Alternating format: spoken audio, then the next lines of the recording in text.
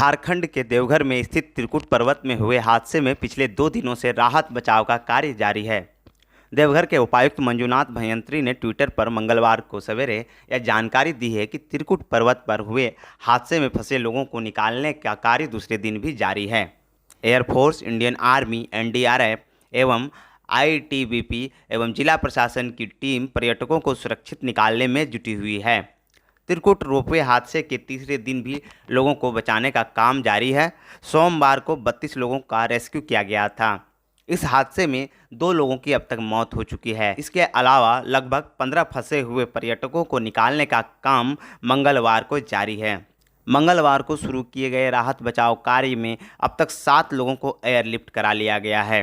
वहीं शेष पर्यटकों को भी निकालने का काम जारी है। गोड्डा के सांसद निशिकांत दुबे और झारखंड सरकार के खेल मंत्री हफीजुल त्रिकुट पर्वत पर पहुंचकर लगातार बचाव कार्य का जायजा ले रहे हैं। गतिविधि यहाँ पे हुई।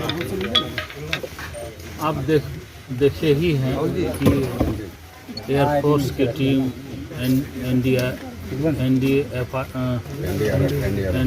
का टीम, आर्मी की टीम सबों और जिला प्रशासन रांची से भी टीम आकर के रेस्क्यू में लगे हुए थे। करीब 30-32 आदमी को हम लोग निकाले और इसी बीच एक घटना भी घट गई, दर्दनाक घटना, जिससे कि और समय शाम भी हो चला था। इस अभियान को भी रोक दिया गया है और कल फिर जो 10-12 लोग हैं रेस्क्यू किया जाएगा।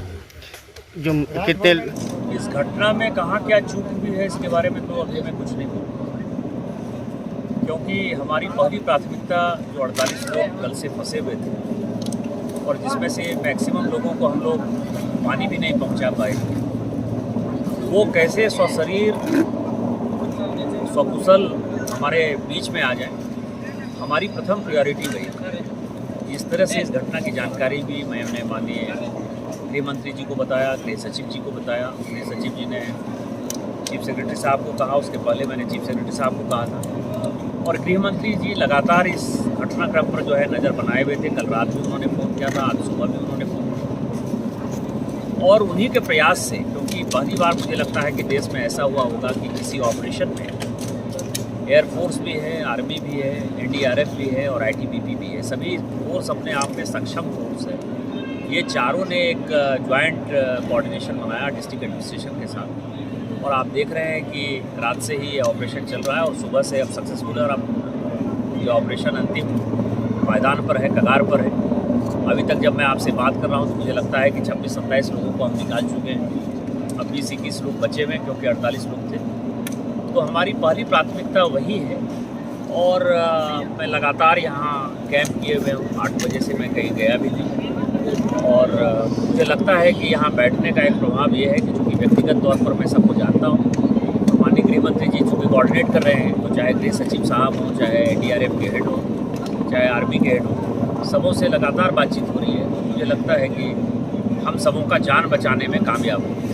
सर, आपने ठीक ही कहा ना कि मकसद एक ही है और उस मकसद में मेरे सोचने का ढंग अलग है, दूसरों का सोचने का ढंग अलग है। मैं आपको एक छोटी सी बात बताऊं कि कल प्रशासन को मैं कह रहा था कि कल जो 10-12 लोग बचाए गए, जो रेस्क्यू हुए, वो स्थानीय लोगों के कारण हुए। स्थानीय लोगों से जो मेरी बातचीत हुई, स्थानीय लोग ये कह रहे थे कि यदि उनको आप अच्छी सुविधा दे देंगे तो 4 केबिन जो है वो अपने दम पर खाली कर सकते हैं। प्रशासन कल से मेरी बात नहीं मान रहा था और आज आप समझिए कि मैं आपको एक सूचना दे दूं कि आज 2 केबिन जो है फिर उसी स्थानीय लोगों के कारण जो है एनडीआरएफ और आईटीबीपी ने उसको सपोर्ट किया। मैंने एनडीआरएफ के डीजी से बात किया तो 24 घंटे बाद प्रशासन को फाइनली वही काम करना पड़ा, स्थानीय लोगों का सहारा लेना पड़ा और वही लोग रेस्क्यू करके लाए।